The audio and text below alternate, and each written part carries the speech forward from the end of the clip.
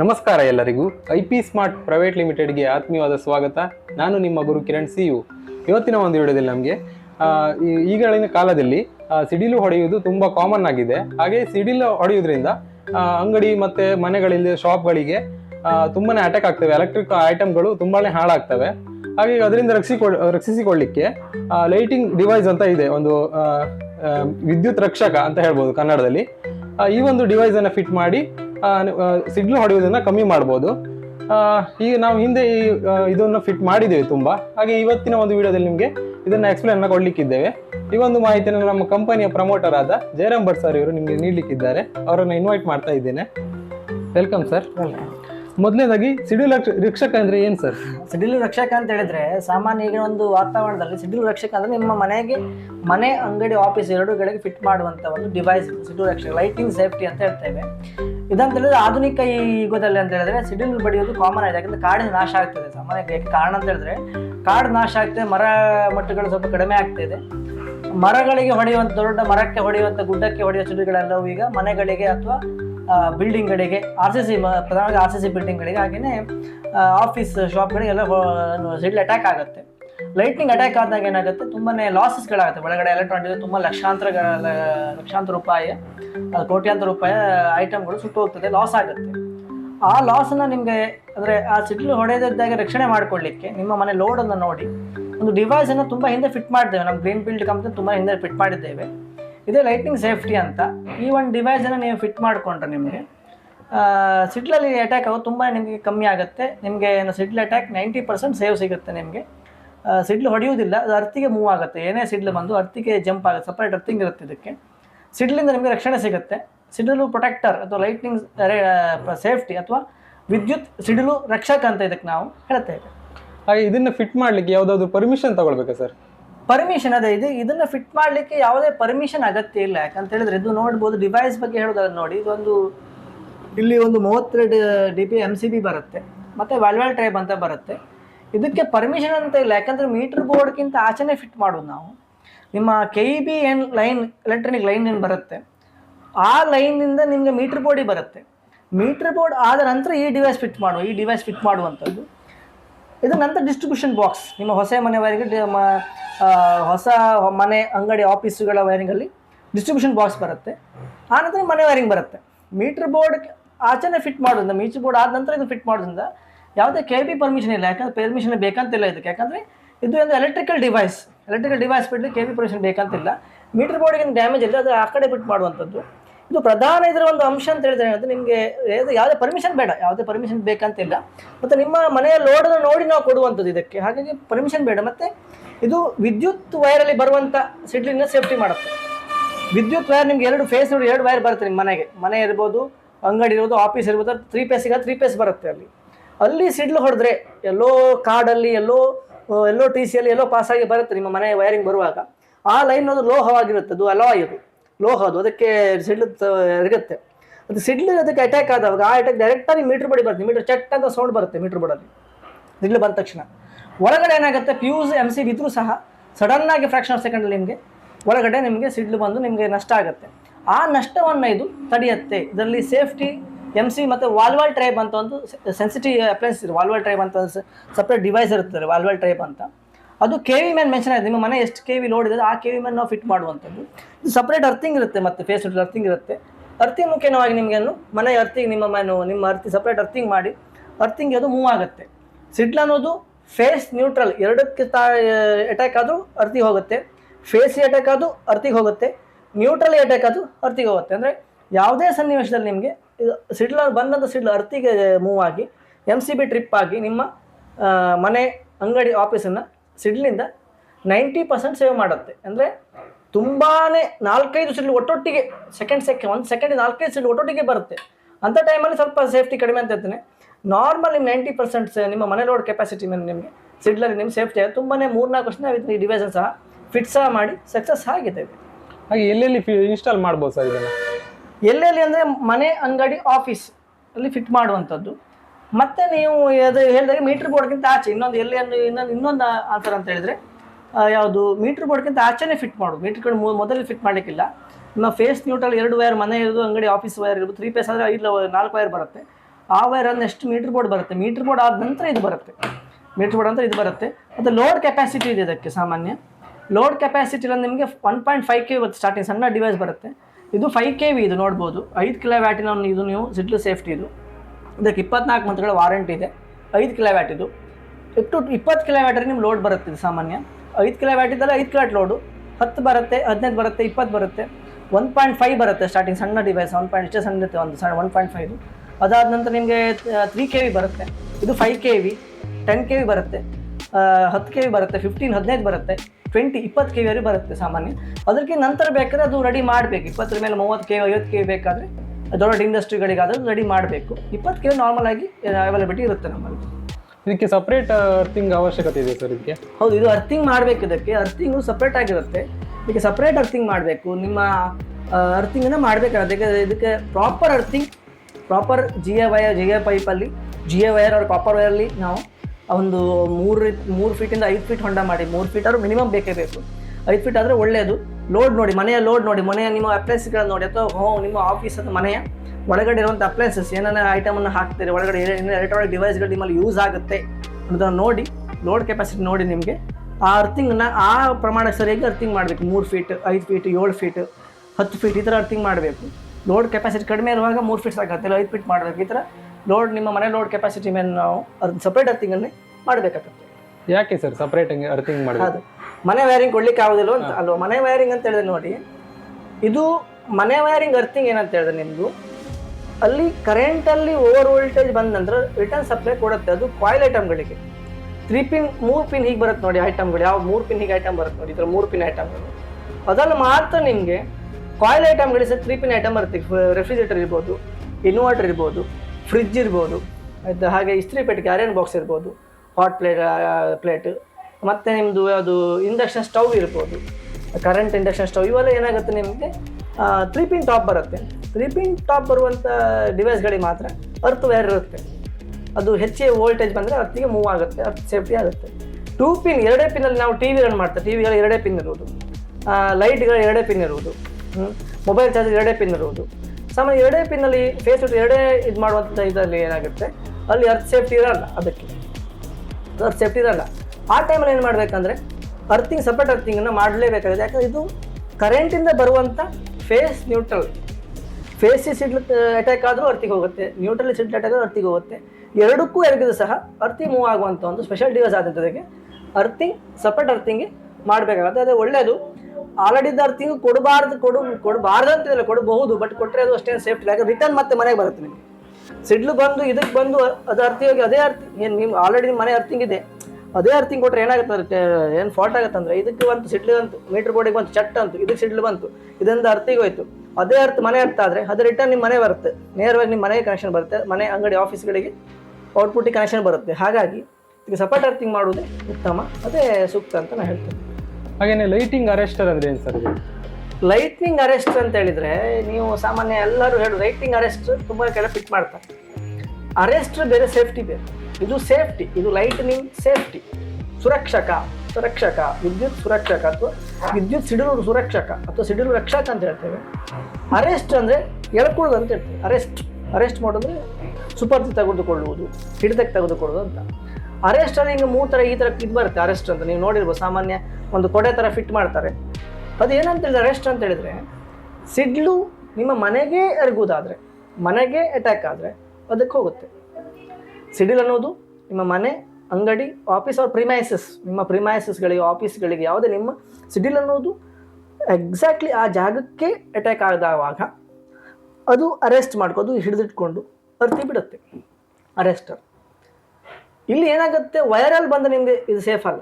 Arrest ಅನ್ನೋದು ಎಲ್ಲೋ ವಿದ್ಯುತ್ wire ಎಲ್ಲೋ pass ಆಗೋದು, ಎಲ್ಲೋ ದೂರದಿಂದ ಕೇಬಿಂದ ಬರ್ತಾ ಇರ್ತಲ್ಲ ಆ ಲೈನ್ ಅನ್ನೋದು, ಅದಕ್ಕೆ ಸಿಡ್ಲು ಹೊಡೆದವಾಗ, ಸಿಡ್ಲು ಅಟ್ಯಾಕ್ ಆದವಾಗ ಆ ವೈರ್ ಡೈರೆಕ್ಟಾಗಿ ನಿಮ್ಮ ಮನೆಗೆ ಬರುತ್ತೆ.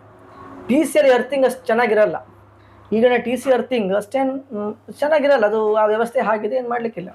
ಅವಾಗ ಏನಾಗುತ್ತೆ, TC ಅರ್ತ್ ಎಲ್ಲಾದರೂ ಅದಕ್ಕೆ ಮೂವ್ ಆಗದೇ ಇದ್ದರೆ, ಆ ಸಿಡ್ಲು TC ಅರ್ಥಿಗೆ ಹೋಗದೇ ಇದ್ದರೆ ನಿಮ್ಮ ಮನೆಗೆ ಬರುತ್ತೆ. ಮೀಟ್ರ್ ಬೋರ್ಡ್ ಚಟ್ ಅಂತ ಸೌಂಡ್ ಬರುತ್ತೆ, ಮೀಟ್ರ್ ಬೋರ್ಡಲ್ಲಿ ನಿಮ್ಮ ಪ್ರಿಮೈಸಸ್ಗೆ ಬರುತ್ತೆ, ಚಟ್ ಅಂತ ಸೌಂಡ್ ಬರುತ್ತೆ. ಆವಾಗ ಏನಾಗುತ್ತೆ, ನಿಮ್ಮ ಸಿಡ್ಲು ಬರುತ್ತೆ. ಅದೇ ಅರೆಸ್ಟ್ ಇದ್ದರೂ ಸಹ ಸಿಡ್ಲು ಬರುತ್ತೆ ನಿಮಗೆ, ಅರೆಸ್ಟ್ ಇದ್ದರೂ ಸಹ. ಅರೆಸ್ಟನ್ನ ಫಿಟ್ ಮಾಡ್ತೇವೆ, ಸಿಡ್ಲ್ ಅರೆಸ್ಟನ್ನು ಸಹ ನಾವು ಫಿಟ್ ಮಾಡಿಕೊಡ್ತೇವೆ. ಅದು ನಮ್ಮ ಹತ್ರ ಡಿವೈಸ್ ಉಂಟು, ಸಿಡ್ಲ್ ಡಿವೈಸ್ ಸಹ ಉಂಟು. ಬಟ್ ಸಿಡ್ಲ್ ಅರೆಸ್ಟನ್ನ ನೀವು ಎಲ್ಲಿ ಮಾಡಬೇಕಂದ್ರೆ ಒಂದು ದೊಡ್ಡ ಗುಡ್ಡೆಯಲ್ಲಿ ಹೋಗಿ ಮಾಡಬೇಕು. ನೀವೆಲ್ಲ ಊರವ್ರ ಅಥವಾ ನೀವೆಲ್ಲ ಸೇರಿ ಅದೊಂದು ನಿರ್ಜನ ಪ್ರದೇಶ ಇದ್ದರೆ, ಒಂದು ಗುಡ್ಡೆ ಇದ್ದರೆ ಅಲ್ಲಿ ಹೋಗಿ ನೀವು ಅರೆಸ್ಟ್ ಫಿಟ್ ಮಾಡಿದರೆ ಅಲ್ಲಿ ಏರ್ತಾ ಇರುತ್ತೆ. ನಿಮ್ಮ ಊರಿಗೆ ಸಿಡ್ಲು ಬರಲ್ಲ, ಅದು ಅಲ್ಲಿ ಏರ್ತಾ ಇರುತ್ತೆ. ಬಟ್ ಇಂಡಿವಿಜುವಲ್ ನಿಮ್ಮ ಮನೆಗೆ ಅಥವಾ ನಿಮ್ಮ ಪ್ರಿಮೈಸಸ್, ನಿಮ್ಮ ಆಫೀಸಿಗೆ, ನಿಮ್ಮ ಕಂಪನಿಗೆ ನೀವು ಪ್ರೊಟೆಕ್ಟ್ ಸಿಗಬೇಕಂತಂದರೆ, ಫ್ಯಾಕ್ಟ್ರಿಗಿರ್ಬೋದು, ಇಂಡಸ್ಟ್ರಿಗಿರ್ಬೋದು ಪ್ರೊಟೆಕ್ಟ್ ಸಿಗಬೇಕಂದ್ರೆ ಸಿಡ್ಲು ಸೇಫ್ಟಿನೇ ಉತ್ತಮ. ಇದು ಕರೆಂಟ್ ವೈರಲ್ಲಿ ಬರುವಂಥ, ಫೇಸ್ ನ್ಯೂಟ್ರಲಲ್ಲಿ ಬರುವಂಥ ಸಿಡ್ಲಿಗೆ ಇದು ಸೇಫ್ಟಿ ಮಾಡುವಂಥದ್ದು. ಓವರ್ ವೋಲ್ಟೇಜ್, ಕೇವಲ ಸಿಡ್ಲು ಅಂತ ಅರ್ಥಲ್ಲ, ಓವರ್ ವೋಲ್ಟೇಜ್ ಬಂದರೂ ಶಾರ್ಟ್ ಸರ್ಕ್ಯೂಟ್ ಆಗಿರೋದು ಸೇಫ್ಟಿ ಮಾಡುತ್ತೆ. ಓವರ್ ವೋಲ್ಟೇಜ್ ಬೋತ್ ಇದು it safe both over voltage and short circuit and lighting safety, ಮೂರಲ್ಲೂ ಸೇಫ್ಟಿ ಮಾಡುತ್ತೆ.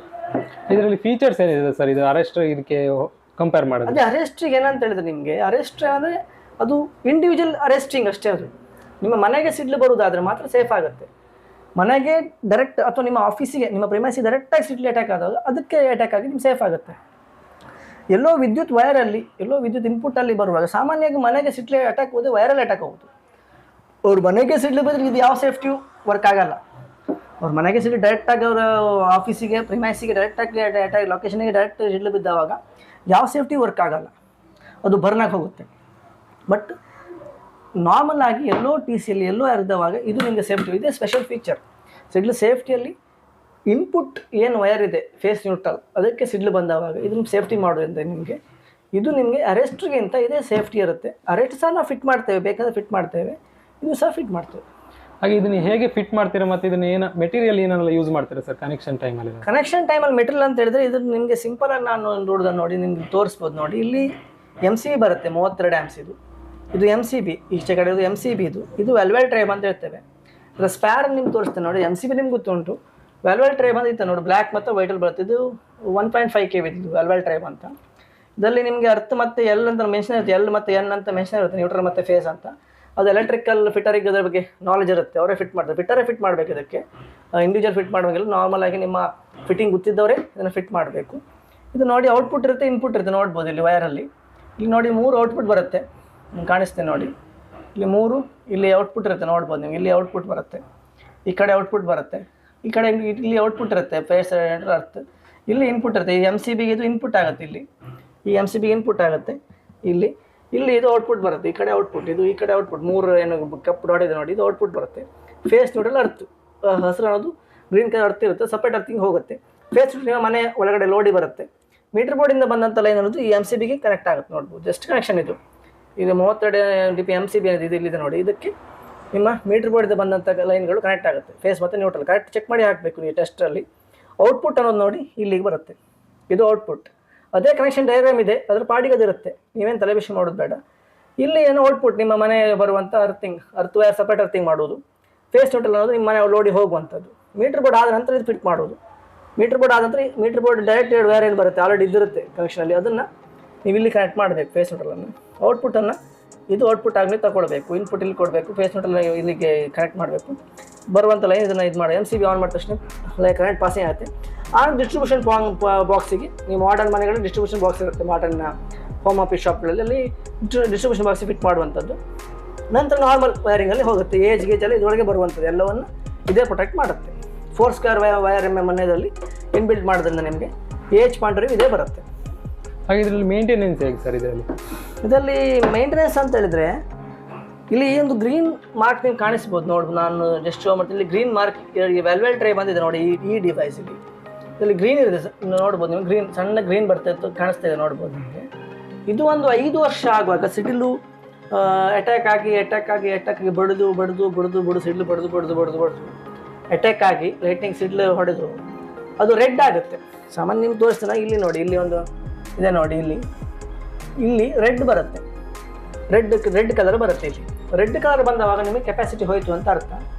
ಆವಾಗ ಏನಂತ ಹೇಳಿದ್ರೆ ಕೆಪಾಸಿಟಿ ಕಮ್ಮಿ ಆಗಿದೆ ಅಂತ ಅರ್ಥ. ಆ ಟೈಮಲ್ಲಿ ಆವಾಗ ಈ ವೆಲ್ವೆಲ್ ಟ್ರೇಬನ್ನು ಚೇಂಜ್ ಮಾಡ್ತೀವಿ. ಈ ವೆಲ್ವೆಲ್ ಟ್ರೇಬ್ ಏನಿದೆ ಇದನ್ನು ಚೇಂಜ್ ಮಾಡಿ, ಈ ವೆಲ್ವೆಲ್ ಟ್ರೇಬನ್ನು ಚೇಂಜ್ ಮಾಡಿದಾಯ್ತು. ಮತ್ತು MCB ಬಿಡಿ, ನಾರ್ಮಲ್ ಅದು ಹೆಚ್ಚು ಕಡಿಮೆ ಚೇಂಜ್ ಮಾಡೋದು ಆರಾಮಾಗಿ.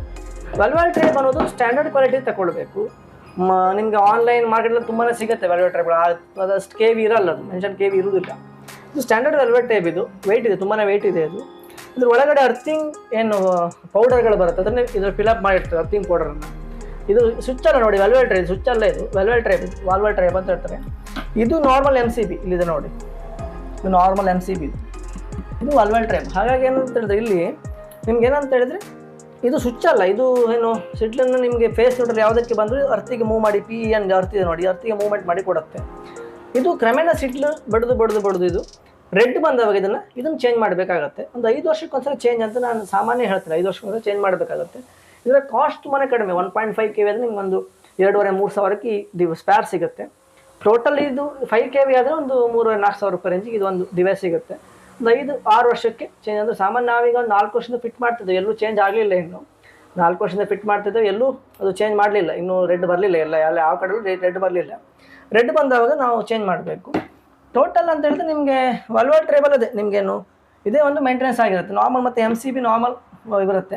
ಇದಕ್ಕೆ 24 ಮಂತ್ಗಳ ವಾರಂಟಿ ಬರುತ್ತೆ. ಈ ಒಂದು ಡಿವೈಸಿಗೆ 5 kV ಡಿವೈಸ್ 5 kVಗೆ 24 ಮಂತ್ ಅಂದರೆ 2 ವರ್ಷಗಳ ವಾರಂಟಿ ಕಂಪ್ನಿಯಿಂದಲೇ ಬರುತ್ತೆ ವಾರಂಟಿ. ಇದು ಯಾವುದೂ ಫ್ರೀ ರಿಪ್ಲೇಸ್ಮೆಂಟ್ ಸಿಗುತ್ತೆ ನಿಮಗೆ ಏನಾದ್ರು ಡ್ಯಾಮೇಜ್ ಆದರೆ.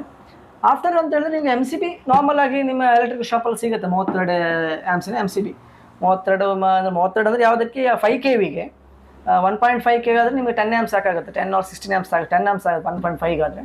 3 ಆದರೆ 10 or 16 ಆ್ಯಮ್ಸ್ 20 ಆ್ಯಮ್ಸ್ ಆಗ್ತದೆ. ಮನೆ ಲೋಡ್ ನೋಡಿ, ಮೇಯ್ನಾಗಿ ಫಿಟ್ ಮಾಡೋದೇ ನಿಮ್ಮ ಮನೆ ಒಳಗಡೆ ಲೋಡ್, ನಿಮ್ಮ ಮನೆ ಅಂಗಡಿ ಆಫೀಸು ಏನೇ ಇರಲಿ, ಪ್ರಿಮೈಸಸ್ ಫ್ಯಾಕ್ಟ್ರಿ ಇಂಡಸ್ಟ್ರಿ ಯಾವುದೇ ಇರಲಿ, ಅದರ ಒಳಗಡೆ ಇರುವಂಥ ಲೋಡನ್ನು ನೋಡಿ ನಾವು ಫಿಟ್ ಮಾಡೋದು. 5 kV ಬೇಕಾ, 3 kV ಬೇಕಾ, 1.5 ಸಾಕಾ ಅಂತ ಡಿಸೈಡ್ ಮಾಡುವಂಥದ್ದು. ಇದು ಸಾಮಾನ್ಯ ಒಂದು maintenance cost. Total overall cost ಈ ಒಂದು device 5 kV device overall cost ನಿಮಗೊಂದು 8,500 9 ಸಾವಿರವರೆಗಿದೆ. ಸ್ಟ್ಯಾಂಡರ್ಡ್ ಕ್ವಾಲಿಟಿ 10 ಸಾವಿರಕ್ಕೂ ಮತ್ತು ಸ್ವಲ್ಪ ಒಳ್ಳೆ ಬೇಕು 10 ಸಾವಿರ ಸಿಗುತ್ತೆ. ಚೀಪರ್ ಬೇಕು ಸಿಗುತ್ತೆ ನಿಮಗೆ, ಚೀಪರ್ ಬೇಕಾದ್ರೆ ನಿಮಗೆ 6,500 ಸಾವಿರಕ್ಕೆ ಚೀಪರ್ ಸಿಗುತ್ತೆ. ಬಟ್ ಇದು ಒಳ್ಳೆ standard velvet type standard material ಆದರೆ ನಿಮಗೆ ಒಂದು 10 ಸಾವಿರವರೆಗೆ ಕಾಸ್ಟ್ ಇದೆ ಈ ಡಿವೈಸಿಗೆ. ಮತ್ತು ಸೆಟ್ಟಿಂಗ್ ಎಷ್ಟು ಮಾಡಿ ಸೆಟ್ಟಿಂಗ್ ಅಂತ ಹೇಳಿದ್ರೆ ನೀವು ಅರ್ಥಿಂಗ್ ಮಾಡುವಂಥದ್ದು, ಅರ್ಥಿಂಗ್ ಪೌಡರ್ ಇರ್ಬೋದು, ಅವೆಲ್ಲ ನೀವು ಅರ್ಥಿಂಗ್ ಮಸಿ ಇದ್ದಿಲು ಚಾರ್ಕೋಲ್ ಮತ್ತು ಸಾಲ್ಟನ್ನು ಬೆರಕೆ ಮಾಡಿ ಸಹ ಮಾಡ್ಬೋದು. ಅರ್ಥಿಂಗ್ ಪೌಡರ್ ಹಾಕಿದರೆ ಸ್ವಲ್ಪ ಬೆಟರ್. ಅರ್ಥಿಂಗ್ ಪೌಡರ್ ಮತ್ತು ಸಿಗುತ್ತೆ, ಅದನ್ನು ಇನ್ಸ್ಟಾಲ್ ಮಾಡಿ ಮಾಡ್ಬೋದು. ಇದ್ರ ಒಳಗಡೆ ಸಹ ಅರ್ಥಿಂಗ್ ಪೌಡರ್ ಇರುವಂಥದ್ದು. ಅರ್ಥಿಂಗ್ ಪೌಡರ್ನ ಇದರಲ್ಲಿ ಫುಲ್ ಫಿಲಪ್ ಮಾಡಿರ್ತಾರೆ. ಅದಕ್ಕೆ ನಿಮ್ಗೆ ಅದು ಅಷ್ಟು ಸುಮ್ಮನೆ ವೆಯ್ಟ್ ಬರುತ್ತೆ. ಮತ್ತು ಸಿಡ್ಲಿಗೆ ಅದು ಅರ್ಥಿಗೆ ಅದು ಮೂವ್ ಆಗೋ ರೀತಿಯಲ್ಲಿ ಮ್ಯಾಗ್ನೆಟಿಕ್ ಪವರ್ ಕ್ರಿಯೇಟ್ ಆಗುತ್ತೆ, ಇದರಲ್ಲಿ ಅಯಸ್ಕಾಂತೀಯ ಪವರ್ ಒಂದು ಕ್ರಿಯೇಟ್ ಆಗುತ್ತೆ. ಹಾಗೆ ನಿಮಗೆ ಸೇಫ್ಟಿ ಸಿಗುವಂಥದ್ದು. ಅರ್ಥಿಂಗ್ ಪೌಡರ್ ಹಾಕಿ ನಿಮಗೆ GA ಪೈಪ್, ಕಾಪರ್ ವಯರ್ ಅಥವಾ GA ವಯರ್ ಅದನ್ನು ಫಿಟ್ ಮಾಡುವಂಥ ಪ್ರೋಸೆಸ್ ಚಾರ್ಜ್ ಎಕ್ಸ್ಟ್ರಾ ಇರುತ್ತೆ. ಅಂದರೆ ಅಂತಿಷ್ಟಂತ ಎಕ್ಸಾಕ್ಟಾಗಿ ಹೇಳೋಕ್ಕಾಗಲ್ಲ. ಸಾಮಾನ್ಯ ಒಂದು 5 kV ಡಿವೈಸ್ ನೀವು ಫಿಟ್ ಮಾಡೋದು ಸಾಮಾನ್ಯ ಒಂದು ನಿಮಗೆ 20 ಸಾವಿರ ಖರ್ಚು ಬರುತ್ತೆ ಡಿವೈಸು. ಮತ್ತು 5 ಫೀಟ್, ಅದಕ್ಕೆ 5 ಫೀಟಿಗೆ ಮಾಡಿ 5 kVಗೆ 5 ಫೀಟ್ ಅಂದರೆ ಮನೆ ಲೋಡ್ ಸಾಮಾನ್ಯ ನೋಡಿ 5 ಫೀಟಿಗೆ ಮಾಡಿದ್ರೆ 3 ಫೀಟಿಗೆ ಮತ್ತೆ ರೇಟ್ ಕಮ್ಮಿ ಆಗುತ್ತೆ. 5 ಫೀಟಿಗಾದ ಸಾಮಾನ್ಯ ಒಂದು 7-8 ಬ್ಯಾಗ್ ಚಾರ್ಕೋಲ್ ಬೇಕಾಗುತ್ತೆ. ಸಾಲ್ಟ್ ಸಹ ಒಂದು 25-30 kg ಸಾಲ್ಟ್ ಬೇಕಾಗುತ್ತೆ KG ಪ್ಯಾಕೆಟಲ್ಲಿ. ಮತ್ತು ಅರ್ಥಿಂಗ್ ಪೌಡ್ರ್ ಸಹ ನಿಮ್ಗೊಂದು 10 kg ಹಿಂಗೆ ಬೇಕಾಗುತ್ತೆ. ಅದೆಲ್ಲ ರೇಟ್ ಕೌಂಟ್ ಆಗಿ, ಮತ್ತು ವಯರ್ ತೊಗೊಂಡೋಗಿ ಒಂದು ವಯರ್ ಅರ್ಥಿಂಗ್ ಸಪ್ರೇಟ್ ವಯರ್ ತೊಗೊಂಡು ಹೋಗಬೇಕು. ಅದೆಲ್ಲ ರೇಟ್ ಕೌಂಟ್ ಮಾಡಿ ನಿಮ್ಗೆ ಸಾಮಾನ್ಯ ಒಂದು 20 ಸಾವಿರ ಒಳಗಡೆ ಫಿಟ್ ಆಗುತ್ತೆ 5 kV. 15-15ಕ್ಕೂ ಆಗುತ್ತೆ, ಇಲ್ಲ ಅಂತ ಹೇಳ್ತಾರೆ 15-12 ಮಾಡ್ಬೋದು. 1.5 10 ಸಾವಿರ ಒಳಗೆ ಮಾಡ್ಬೋದು. ಅಲ್ಲಿ ಲೊಕೇಶನ್ ನೋಡಿ ನಾವು ರೇಟ್ ಫಿಕ್ಸ್ ಮಾಡ್ತೀವಿ ನಿಮ್ಗೆ ಎಷ್ಟು ವಯರಿಂಗ್ ಬರುತ್ತೆ ಅಂತ. ಬಟ್ ನೋಡ್ಕೊಳ್ಳಿ, ನೀವು 50 ಲಕ್ಷ ಕಟ್ಟಿ ಒಂದು ಬಿಲ್ಡಿಂಗ್ ಕಟ್ತೀರಾ, RCC ಬಿಲ್ಡಿಂಗಿಗೆ ಇದು ಬಹುಮುಖ್ಯ. RCC ಬಿಲ್ಡಿಂಗ್ ಫಿಟ್ ಮಾಡಿ, ಯಾಕಂದರೆ RCCಯಲ್ಲಿ ಬಳಸುವಂಥ ವಸ್ತುಗಳು ಸರಳು, ಕಬ್ಬಿಣ ಯೂಸ್ ಮಾಡ್ತೀರಾ, ಸಿಮೆಂಟ್ ಯೂಸ್ ಮಾಡ್ತೀರಾ, ಅದೆಲ್ಲ ಸಿಡ್ಲು ಅಟ್ಯಾಕಿಗೆ ಆಕರ್ಷಣೀಯವಾದಂಥ ವಸ್ತುಗಳು. ಸಿಡ್ಲು ಯಾಕೆ RCC ಮನೆ ಬರುತ್ತಂದರೆ, RCC house hold RCC building ಯಾಕೆ ಬರುತ್ತೆ, ದೊಡ್ಡ ಅಪಾರ್ಟ್ಮೆಂಟ್ಗಳಲ್ಲಿ ಯಾಕೆ ಬರುತ್ತೆ ಅಂತ ಹೇಳಿದ್ರೆ, ಅದೆಲ್ಲ ದೊಡ್ಡ ಎತ್ತರಲ್ಲಿ ಕಟ್ಟಡ ಇಡುವಾಗ ಏನಾಗುತ್ತೆ, ಸಿಡ್ಲು ಅನ್ನೋದು ಮೊದಲಿಗೆ ಆ ಎತ್ತರದ ಕಟ್ಟಡಕ್ಕೆ ಹೈಟ್ ಇರುವಂಥ ಟಾಪ್ ಇರುವಂಥ ಬಿಲ್ಡಿಂಗ್ಗೆ ಅಟ್ಯಾಕ್ ಆಗುತ್ತೆ. ಆ ಟೈಮಲ್ಲಿ ಇದು ನೀವು ಬೇಕಾಗುತ್ತೆ, ರೆಸ್ಟು ಬೇಕಾಗುತ್ತೆ. ರೆಸ್ಟ್ ಮತ್ತು ಸೇಫ್ಟಿ ಎರಡು ನಿಮಗೆ ಇಂಪಾರ್ಟೆಂಟ್ ಆಗಿರುತ್ತೆ. ಸೇಫ್ಟಿ ಅಂತೂ ಬೇಕಾಗುತ್ತೆ. ಎಲ್ಲೋ ವೈರಲ್ ಅಟ್ಯಾಕ್ ಆಗಿ ಬಂದ ಸಿಡ್ಲನ್ನು ಸೇಫ್ಟಿ ಮಾಡಲಿಕ್ಕೆ ನಿಮಗೆ ಸೇಫ್ಟಿ ಬೇಕಾಗುತ್ತೆ. RCCಯಲ್ಲಿ ಅದೇ ಕಬ್ಬಣ ಇರ್ಬೋದು, ಸಿಮೆಂಟ್ ಬಳಕೆ ಆಗೋದ್ರಿಂದ ಅದಕ್ಕೆ ನಿಮಗೆ ಸೀಲಿಂಗ್ ಫ್ಯಾನ್ ತುಂಬ ಕೆಟ್ಟೋಗ್ತಾ ಇರುತ್ತೆ. ಆ ಟೈಮಲ್ಲಿ ನಿಮಗೆ ಈ ಒಂದು ಡಿವೈಸ್ ತುಂಬಾ ಯೂಸ್ ಆಗುತ್ತೆ. ನಾವು ಫಿಟ್ ಮಾಡಿ ಸಕ್ಸಸ್ ಆಗಿದ್ದೇವೆ. ನಿಮಗೆ ಅದರ ವೀಡಿಯೋಗಳ ಲಿಂಕಲ್ಲಿ ಡಿಸ್ಕ್ರಿಪ್ಷನ್ ಕೊಟ್ಟಿರ್ತೇವೆ, ನೋಡ್ಕೊಳ್ಬೋದು ನೀವು.